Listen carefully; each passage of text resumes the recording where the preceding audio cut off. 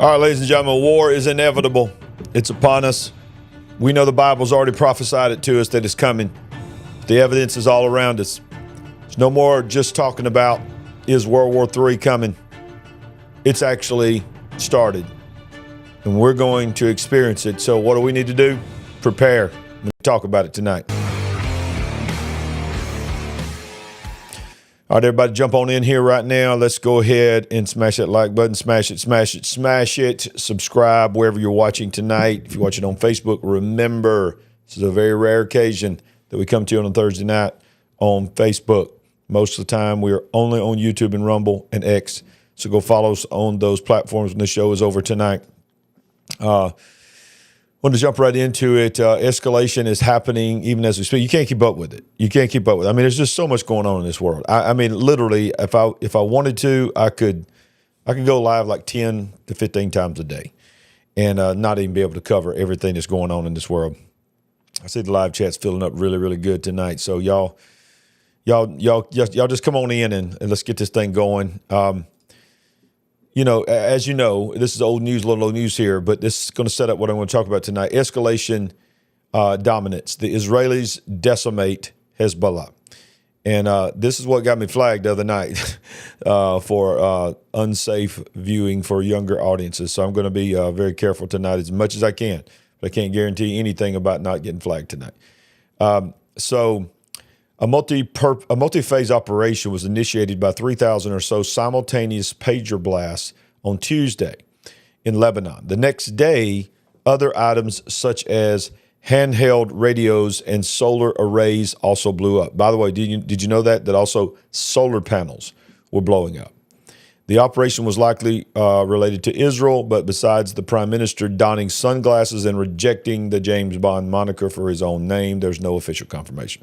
The pager operation was one of the greatest covert operations ever. It was brilliantly planned and executed. The ability to interdict the supply chain, place the small explosive charges, and have the pagers delivered to Hezbollah operatives was the greatest targeted mass carnage of any terrorist group. The devastation operation significantly wounded and killed about 3,000 Hezbollah members, likely heavy in leadership cadre. The operation appears to be an ongoing as a second wave of other personal electronics blew up on Wednesday, often during burials of the dead terrorists. The targeted eliminations were possibly a preparatory strike. That's what we're going to talk about tonight, for larger Israeli action to destroy Hezbollah once and for all. On Wednesday, Israeli Defense Minister Yoav Gallant announced, quote, a new phase in the war as Israeli forces lifted and shifted from Gaza and other borders towards the north of Israel. Israel has shown a decisive advantage in what's called escalation dominance. Iran started this war on October 7th, 2023, using their proxies of Hamas. Iran had spent a year funding, equipping, and training the 3H club of Hamas, the Houthis, and Hezbollah. Hamas is now almost eliminated in Gaza, and the Houthis continue to harass Red Sea shipping, but have been severely degraded. The overseer of the Middle East theater of conflict is Iran. As the world is set on fire by the Chinese Communist arson campaign, as Israel has roughed up and humiliated Iran. In another decisive remote access operation, the remaining Hamas leader, Ismaili Haniyeh, was blown up at his guest apartment in Tehran. The bomb apparently had been placed months in advance. In April, when Iran attempted the largest barrage of ballistic missiles, cruise missiles, and drones ever to strike against Israel, the score was at least 350-0, not including missiles blown up on the launch pad by coordinated cyber effects. Many are wondering what happened, who did it, and how did it happen regarding the epic pager operation. So I'm going to just hit the headlines here. I'm not the bullet points here. I'm not going to read all of it. Importance of a trusted supply chain.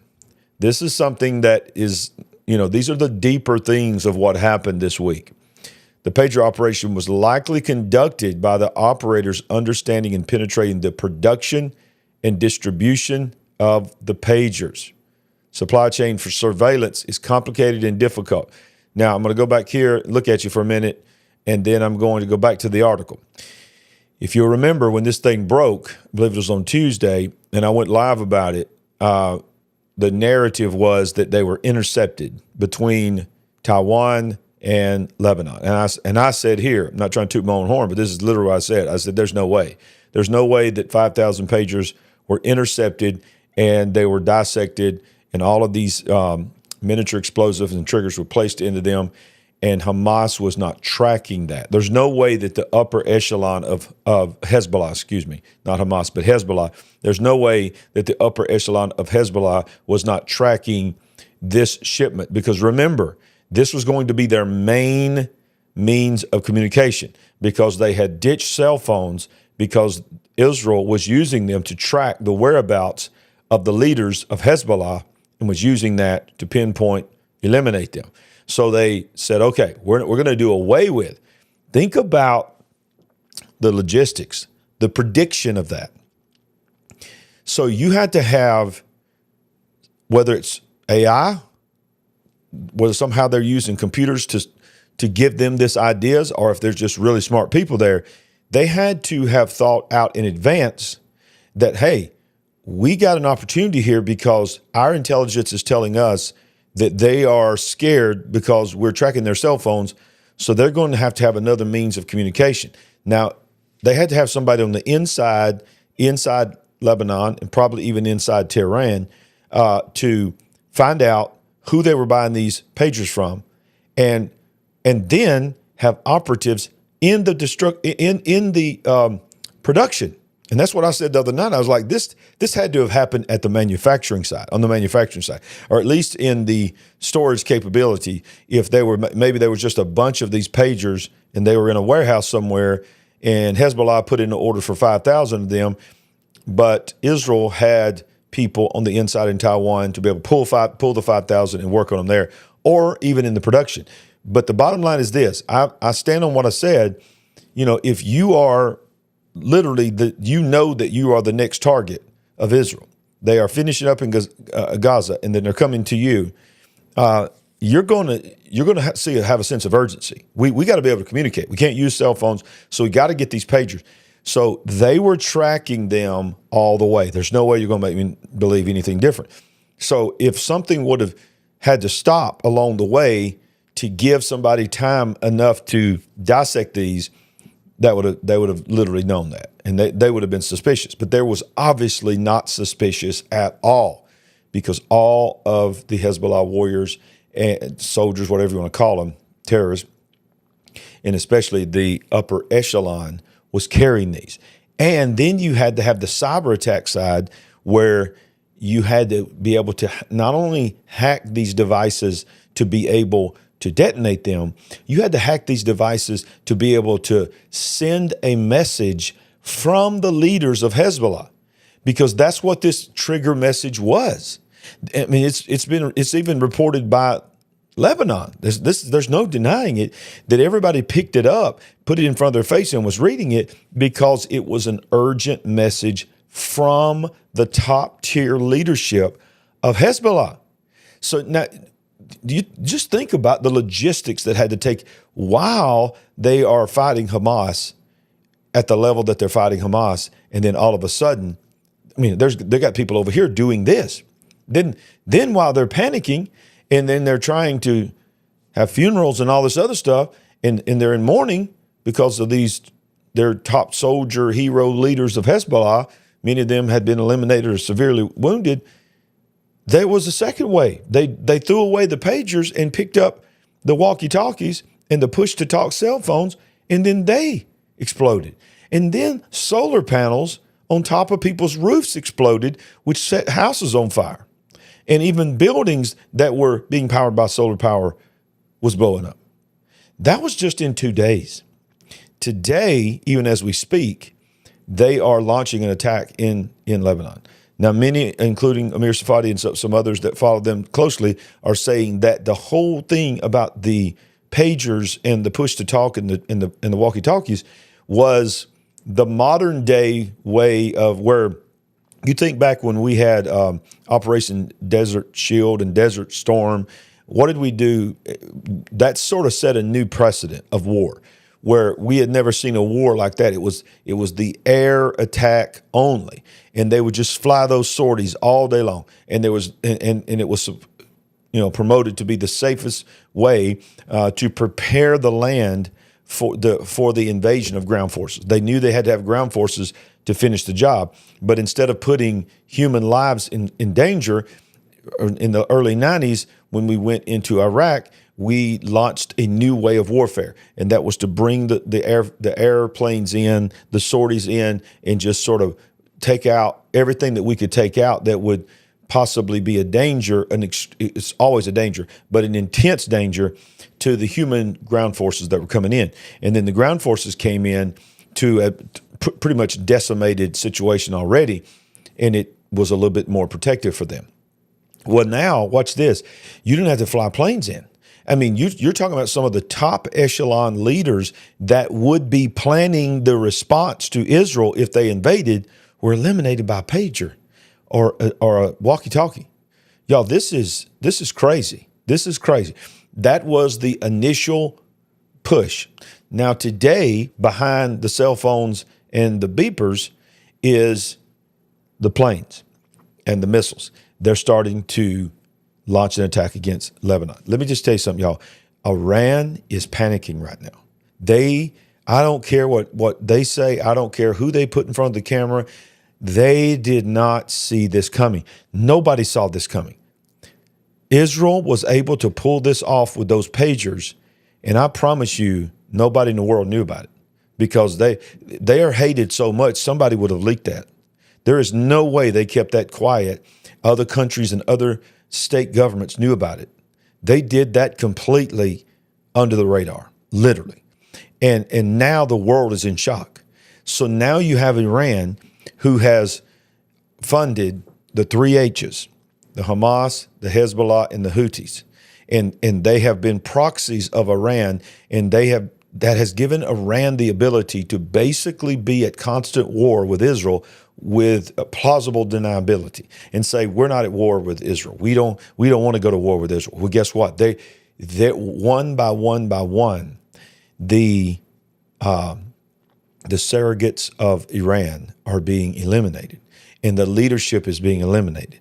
And I'm telling you, it's not going to end with Lebanon. Am I rejoicing in this? No. I don't. I shudder at what is coming, and we're gonna break it down tonight on the special edition on Global War is Coming. No, Iran is going to be forced into this. And you know what? People, I believe America and the EU and NATO knew this was coming. And of course, we all know on this channel right now, we're skeptical of anything that comes out of the government. But we know that NATO was not telling us the truth. When you move every naval ship you have to the outskirts of the Middle East, and while there's conflicts going all over the world, and you've got all these Navy ships there, the largest in the world, just floating out there in the ocean right outside of the Middle East, you don't do that just as a show of force. That's part of it, but you're there because you know the tinderbox is ready to ignite, and that is Iran. Now, let me just go back to this article, and I've got several things to show you tonight, and I've got a video to show you as well. So this creates fear in the supply chain because now they don't know who they can trust. And by the way, this also illustrates that none of us know who to trust.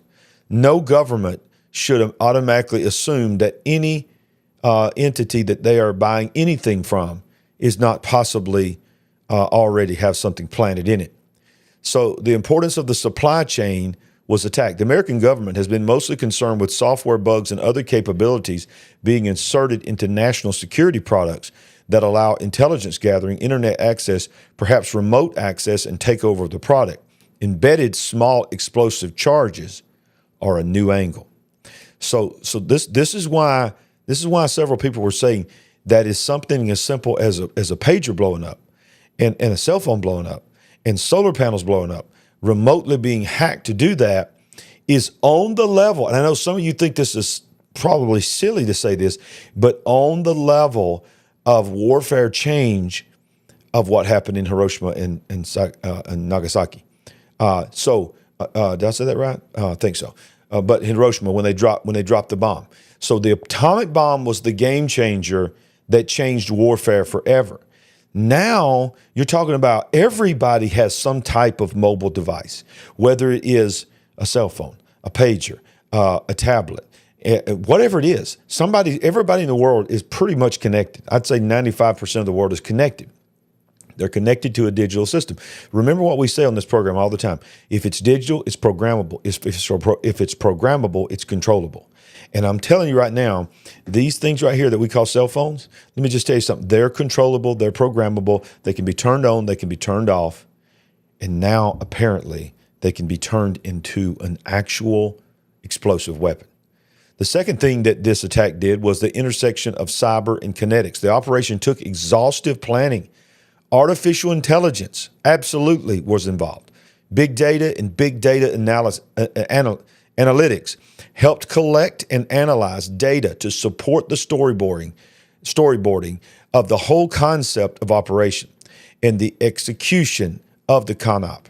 There are many moving parts and variables. All AI enablement was needed to understand all of the possible issues when a charge was detected in the kill chain. Cyber was blended with decisive kinetic effects to reach the damage. Now, let me go back in here and say this to you.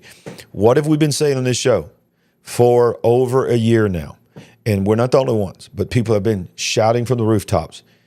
War is forever going to be changed because of AI.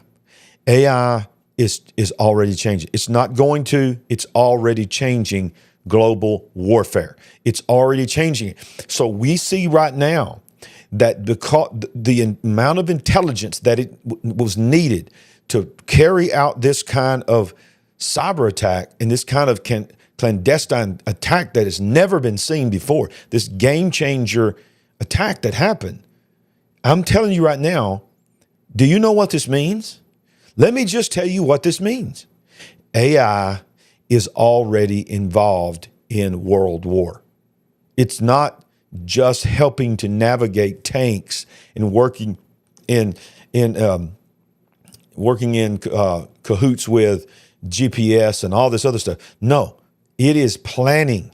You can't pull this off without some form of AI, artificial intelligence planning, because the human mind would not be able to do that quick.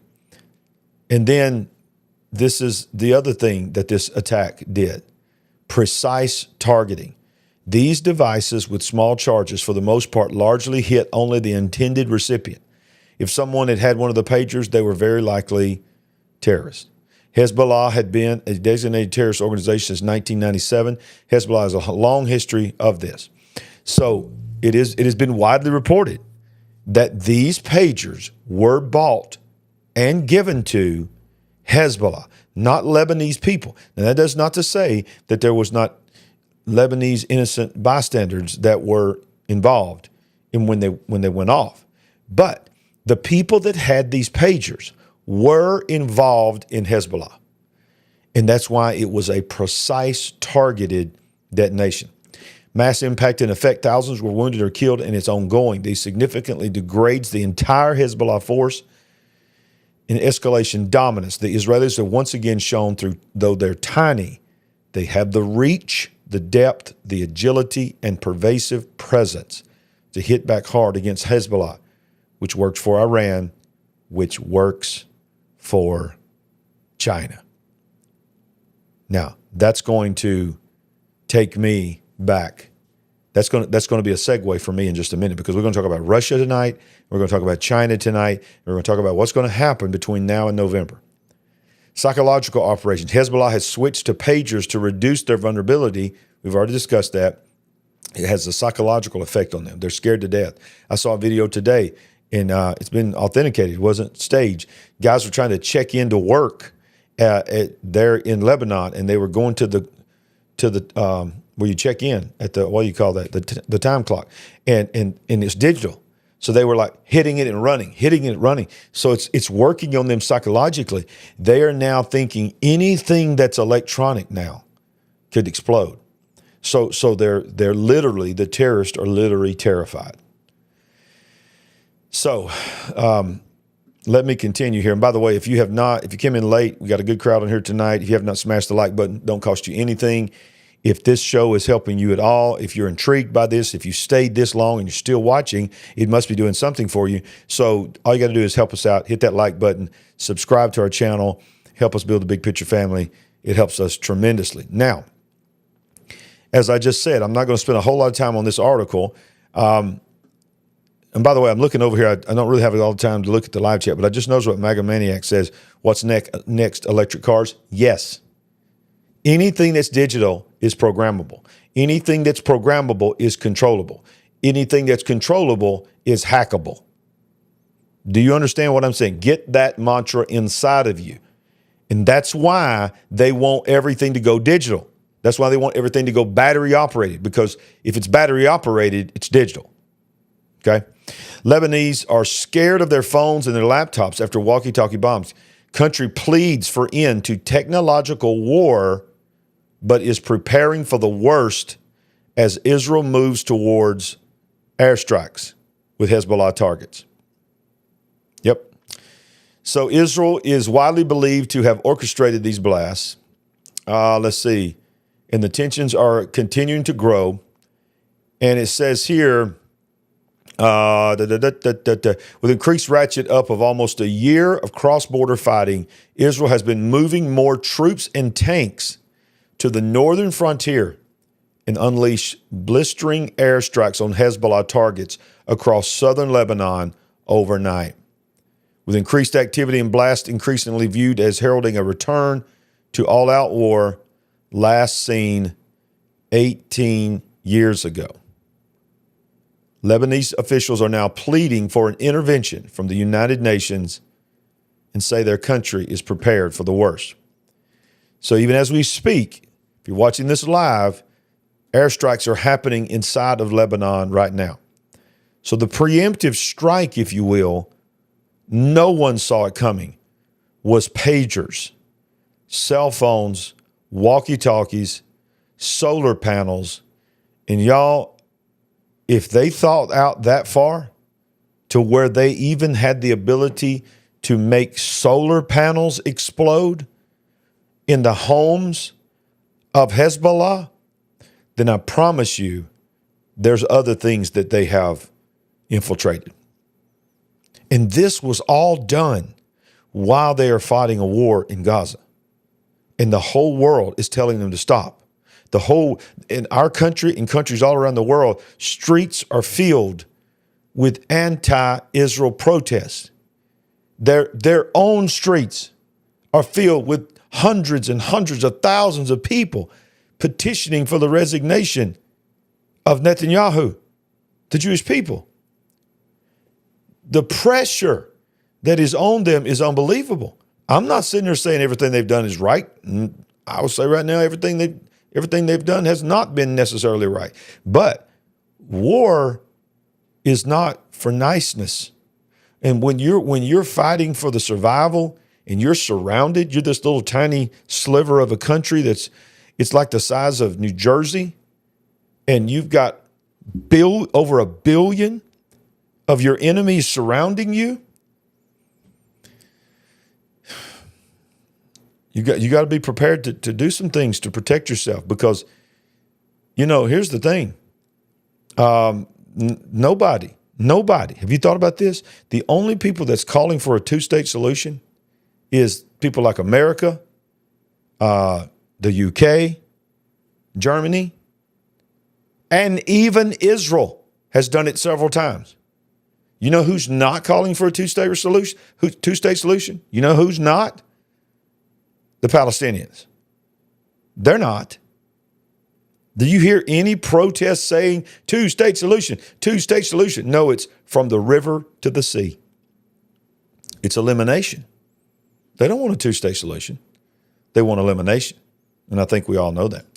Now, is Israel preparing for war in Hezbollah? Most people believe yes. With Israel's defense minister announcing a new phase of the war in an apparent Israeli attack setting off explosions in electronic devices in Lebanon, the specter of an all-out war between Israel and Hezbollah seems closer than ever before. Hopes for a diplomatic solution to the conflict appear to be fading quickly as Israel signals a desire to change the status quo in the country's north, where it has exchanged cross-border fire with Hezbollah since the Lebanese militia group began attacking on October 8th, a day after the war's Operation Salvo by Hamas. In recent days, Israel has moved a powerful fighting force up to the northern border. Officials have escalated their rhetoric, and the country's security cabinet has designated the return of tens of thousands of displaced residents to their homes in northern Israel as official war goal. Here's a look at how Israel's preparing for the war. Troops are being drawn from Gaza to the border, the northern border of Lebanon. This is happening even as we speak. You don't do something like that, Brigadier General Amir Avili said. He's a retired Israeli brigadier general. He says, you don't do something like that, hit thousands of people and think war is not coming. Why didn't we do it for 11 months? Because we are not willing to go to war yet. What's happening now? Israel is getting ready for war. They're getting ready for war. A new phase of war, as we've said, has been declared by Defense Minister Yoav Gallant. And it'll be accompanied by heightened rhetoric from Israel's leaders who say their patience is running thin. Is war inevitable? Israeli media reported Wednesday that the government has not yet decided whether to launch a major offensive in Lebanon. Much, it seems, will depend on Hezbollah's response. The group's leader, Hassan Nasrallah, is expected to deliver a major speech on Thursday. May be happening right now. It may have already happened and I missed it. But public sentiment in Israel seems to be supportive of tougher actions against Hezbollah. Such a war would almost certainly prove devastating to both sides. And one thing that it would also do is it would also, for the first time ever, listen to my words, truly put Iran in a corner. They have been able to successfully fund every attack that's ever happened against Israel and did not have to go to war with Israel. They have been building alliances with China and Russia. Russia came out and said that if Iran had to go to war with Israel, that they were open to merging militaries, Russia and China militaries, to help Iran. Now, what does that sound like to you? That is global. That is world war. I'm telling you, we know that the Bible tells us that World War III is coming. We know that the Bible tells us multiple wars, major wars are coming, and will culminate with a great battle called, not just a war, but a single battle. You know, there's a difference between a battle and a war. It's not called the War of Armageddon. Listen closely to me. It's called the Battle of Armageddon. Now you've heard stories of the Battle of Iwo Jima. That was not the battle. That was not the War of Iwo Jima. It was the battle. So this is the Battle of Armageddon. It will be the culmination battle of a global war that is happening all over the world. And the final enemy to be eliminated by the Antichrist will be Israel, because it will be the last thing that reminds anyone in the world of a God. Now, you can have all your opinions you want to as a Christian or a believer, or whether you Israel versus Zionist, all this kind of stuff. We can debate that later. But the truth is, where the nation of Israel is right now, where it is, whether you believe somebody has a right to that land or not, where the nation of Israel is where it was when John wrote the book of Revelation. So when he's talking about the valley of Megiddo, he's talking about the actual valley of Megiddo that I've been to. Stood on the mountain.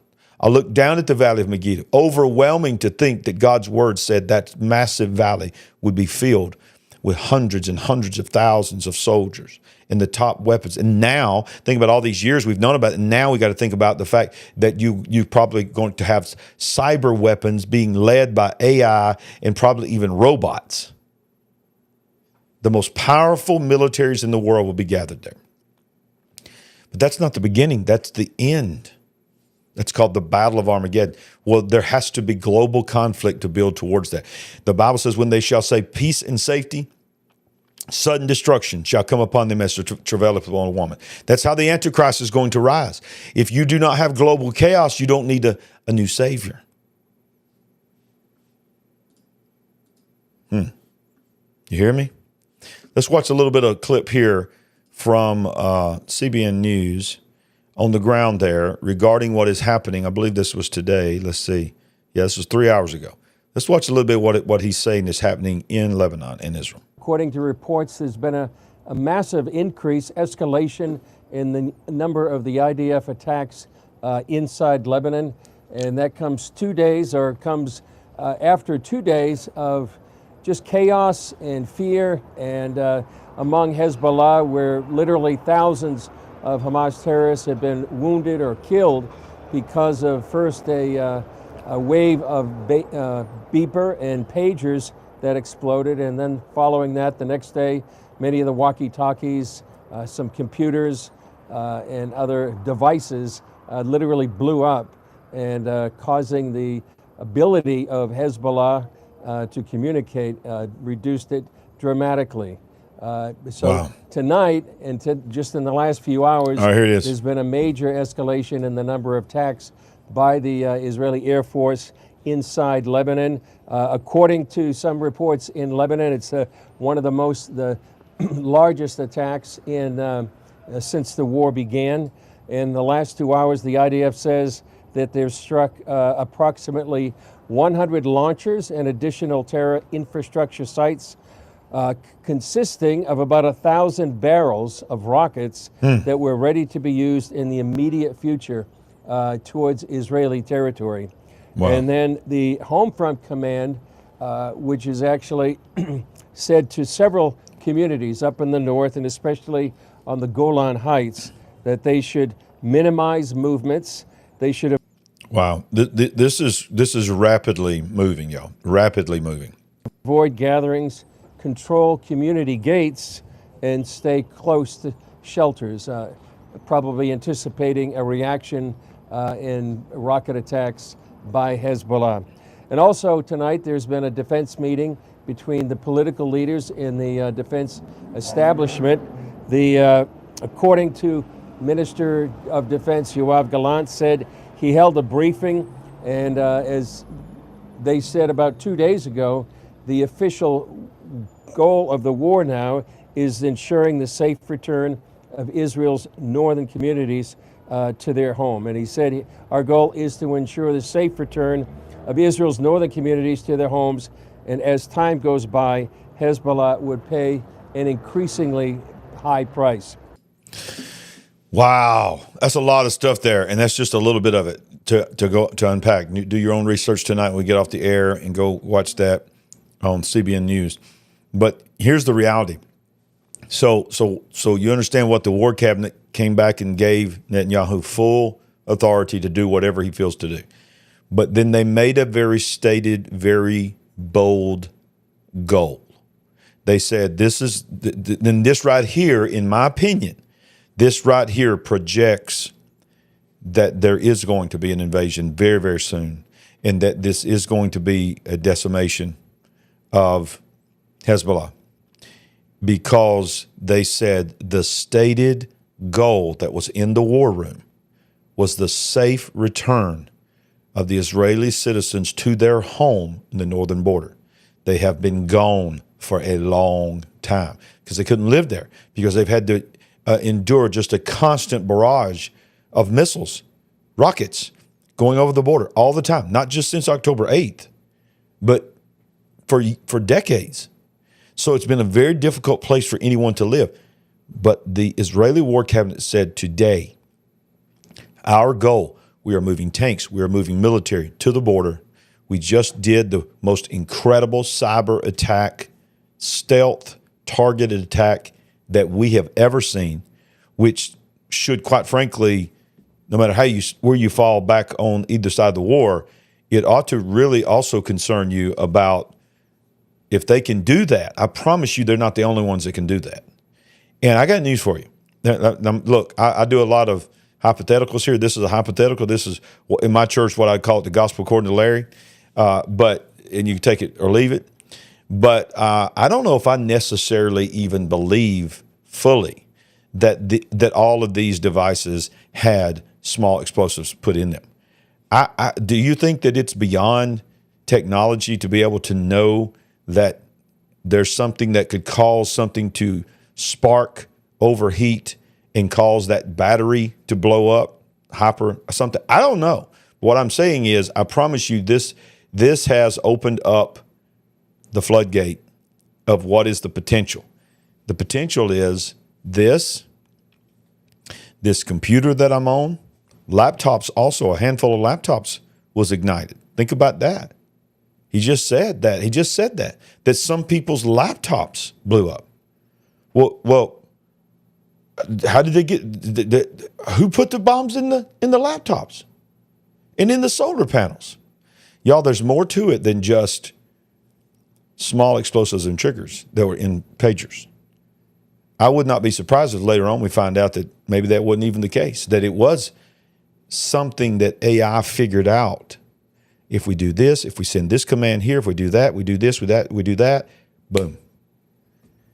Either way, I want to say once again, and I'll keep saying it till you get it in you, and you start quoting it, and you start telling your family, and you start telling your coworkers, if it's digital, it is programmable.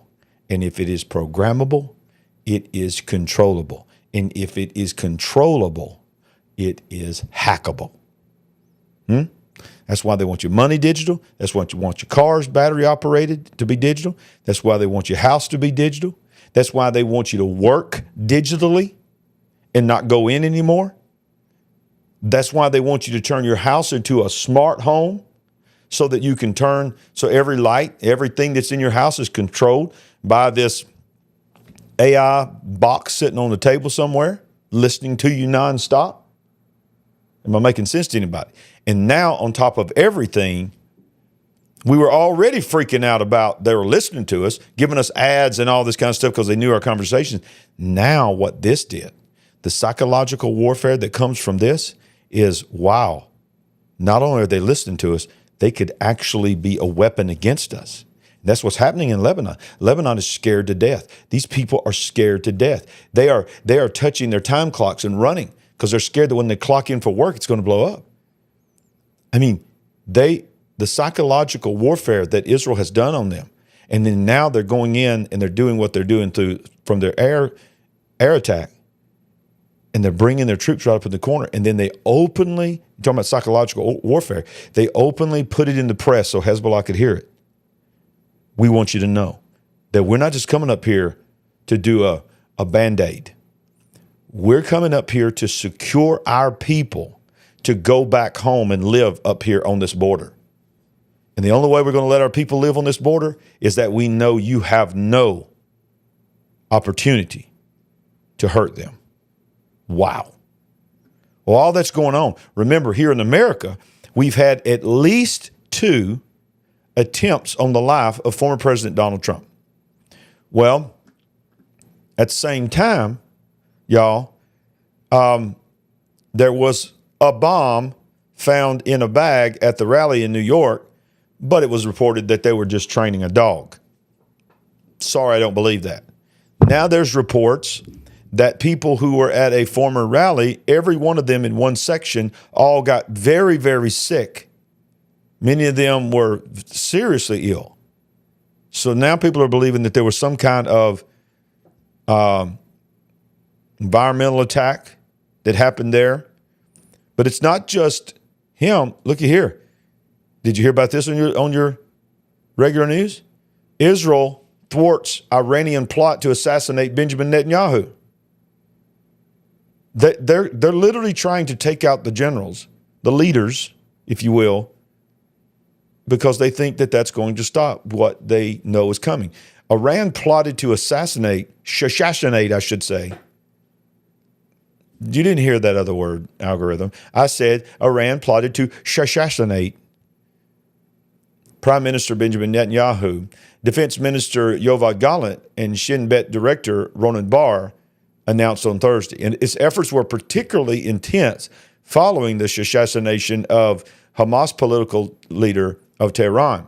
And by the way, I'm not trying to be funny. I'm trying to stay on the air. Okay.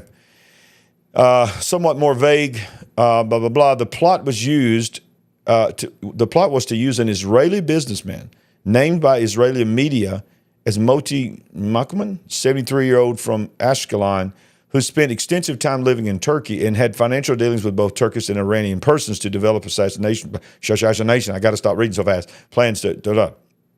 But bottom line is they stopped it. All right. Now I want to show you this, and then I want to hit Russia and China. This right here is what we're talking about. That's happening. Breaking: if Israel invades, Lebanon will be flooded with hundreds of thousands of fighters from Syria, Iraq, and Yemen. Axios is reporting. So now I'm going to go back to this X, and Axios is a liberal news organization. But what I'm trying to show you is this. Now you're seeing why almost our entire naval fleet, other than what is positioned different places protecting our homeland and a few other places around the world, is in the Middle East. Why we are getting ready to engage, because we know that something is coming. Something big is coming. And now Axios is saying that if Israel invades Lebanon, Syria, Iraq, and Yemen will join Hezbollah inside Lebanon to fight Israel.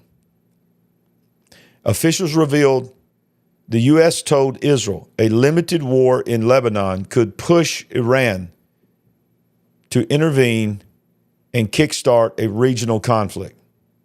Lebanon could be flooded with militants from pro-Iranian militias in Syria, Iraq, and Yemen.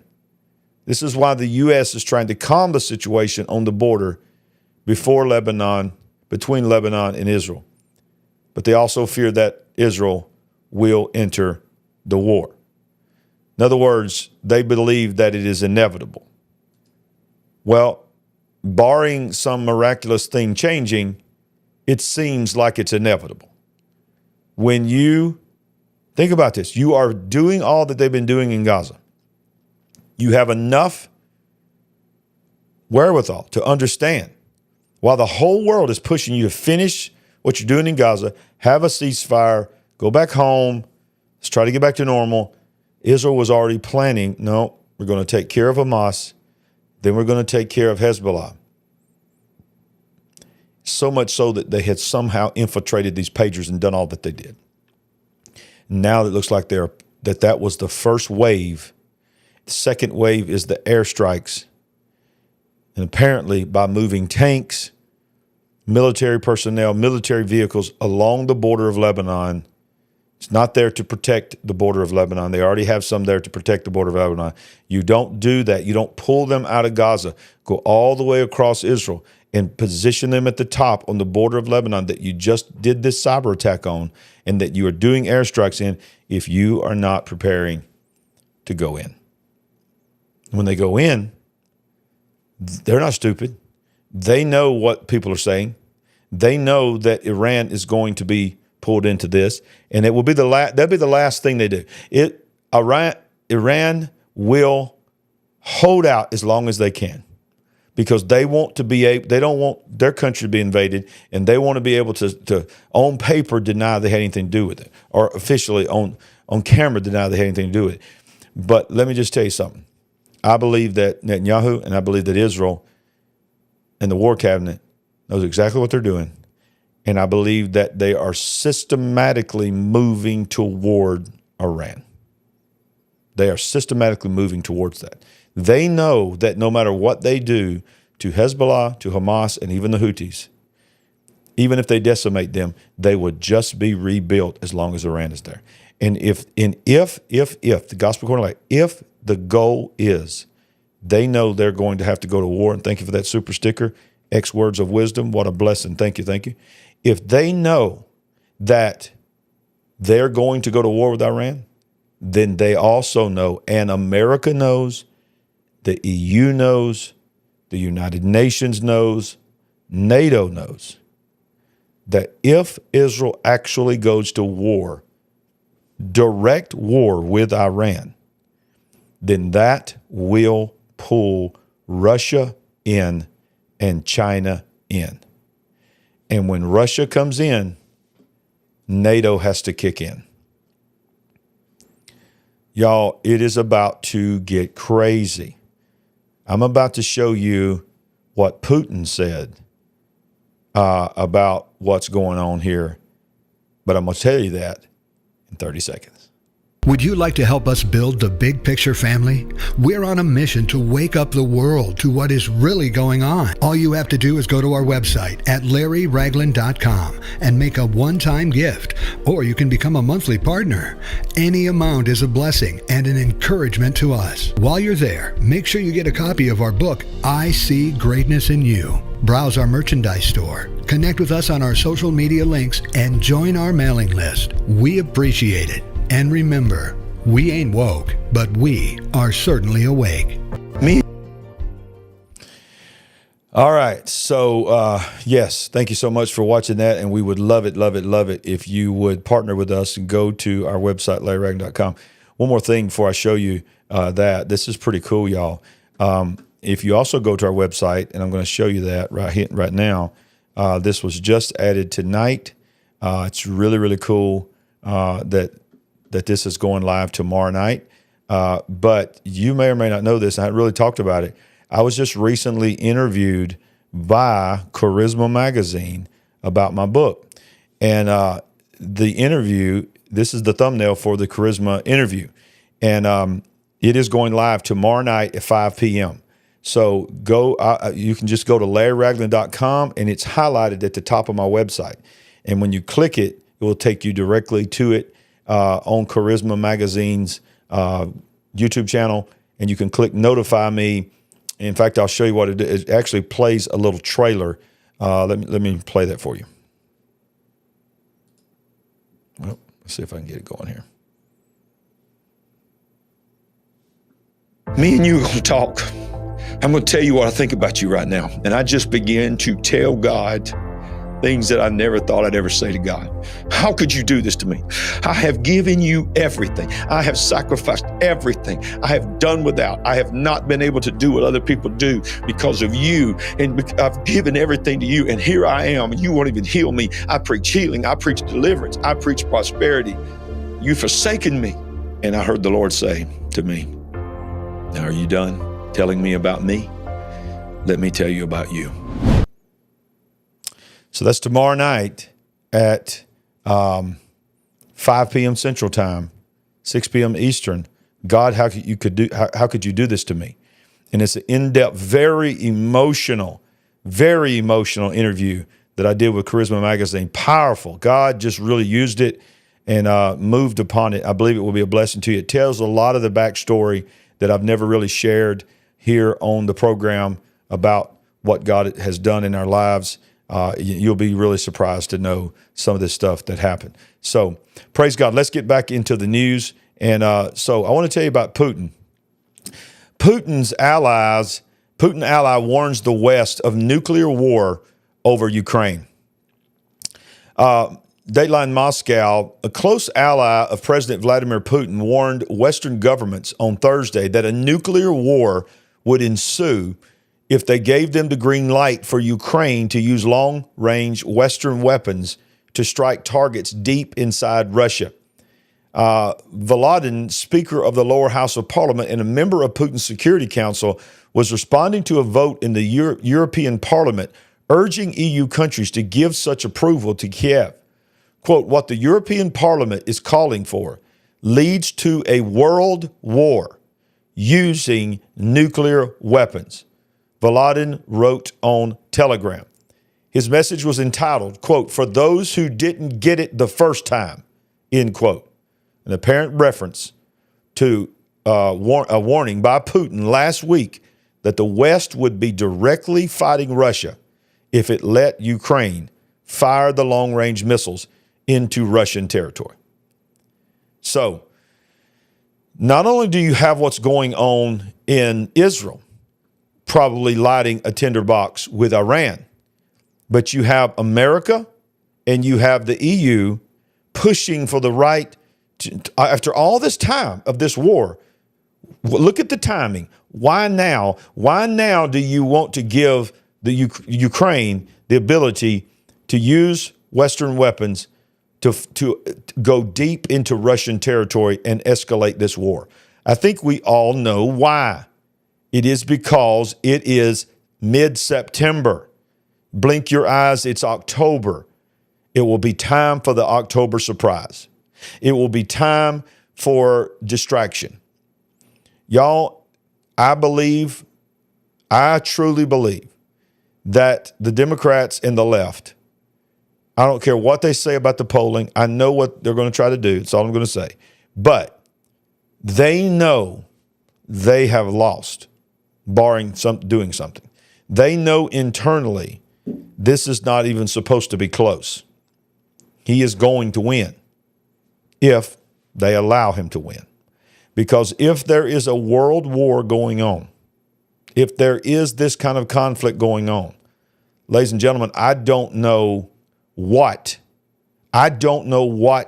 could actually happen to our election. There is all kinds of crazy conspiracy theories. There's all kinds of crazy avenues and paths that they say that could pause the election, that could do all. I don't know what will actually happen. I hope none of this happens. I hope this is all just us getting worked up over nothing. But you have the invasion of Lebanon that's imminent. You have the world leaders saying that if that happens, 3 known nations that hate Israel are going to join the fight. Then, of course, it brings Iran into it. Russia has said if Iran goes to war with Israel, they're all in with Iran. China has said they're all in with Iran. Now, at the same time, you have former President Trump saying that if I'm president, I'm going to settle this war. In other words, in Ukraine. And he says, I'm going to work out some kind of deal. Well, the powers that be don't want a deal. So this is something that nobody's even talking about. They're trying to escalate this war to another level to where there's no chance of there being a peace treaty. So that this war cannot be stopped no matter who wins the presidency. That it has to grow. And then you have, last but certainly not least, the one that nobody's talking about right now, which is probably the most dangerous nation in the world, China. And I know you're listening to me, China. So, yeah, I called you the most dangerous nation in the world. So there you go. What are you going to do about it? Oh, no, never mind. Don't do that. How China could take Taiwan without even needing to invade. Yeah, but they probably will. But watch this. China's military could isolate Taiwan, crippling its economy and make the democratic island succumb to the will of Beijing's ruling Communist Party without ever firing a shot, a prominent think tank warns. Fears the Communist Party might make good on its promise to one day take control of Taiwan by force if necessary have been heightened in recent years by Chinese leader Xi Jinping, increasingly bellicose actions towards the self-ruled island. China's refusal to condemn Russia's invasion of Ukraine has only added to those fears. In such a scenario, analysts and military strategists have long focused on 2 key options available to China: a full-scale invasion or a military blockade. But a Washington think tank, the Center for Strategic and International Studies, warns there is a third way, one that will make it far harder for the United States and other like-minded democracies to counter: quarantine. Using a gray zone tactics, actions just below what might be considered acts of war, the China Coast Guard, its so-called marine militia, and various police and maritime safety agencies could initiate a full or partial quarantine of Taiwan, possibly cutting off access to its ports and stopping vital supplies like energy from reaching the island's 23 million people, a newly report has released. Y'all, They're going to do something. China's going to do something, and they're going to do something before November. And if they don't do it before November, and he somehow, I don't know how in the world they're going to actually let him become president. I don't think they're going to do everything in the world to not let him be president. And I got to be careful because they're probably already getting kicked off when they run the processing on this one already. Because I think the algorithm knows what I'm insinuating. But the reality is this, and I'm trying to be good, is if he wins and he is declared the winner, then y'all, what's going to happen from November 5th or whenever that declaration is to January 20th, when he actually takes the oath of office for his second term as 47, that is when I shudder to know what will happen. Because we got a lame duck. We already got a lame duck right now, as it is. I mean, Biden's not the president. We all know that. But technically and legally, he's what's called a lame duck president at that point. Because he's voted out of office. What will the world do? What kind of world will Donald Trump, if he wins, or even what kind of world will Kamala Harris, if she wins? What kind of world will they inherit? I believe it's going to be a much, much worse world than we have now. I believe that we could be in the middle of the first stage of World War III. Wow. I hope tonight has been a blessing to you. Blessing. You're like, how in the world is that a blessing? I feel like I'm about to lose my mind. No, I mean, I know it don't excite you. There's nothing exciting about what I talked about tonight, other than the fact that it's pointing to the point to get you excited. A believer gets excited because they know that the return of Jesus is soon. But if this show's been a blessing to you, if the show itself has been a blessing to you, and you believe in what we're doing here, trying to tell the news of the world through a kingdom perspective, then if you can't afford to support us, we appreciate those that are partnering with us.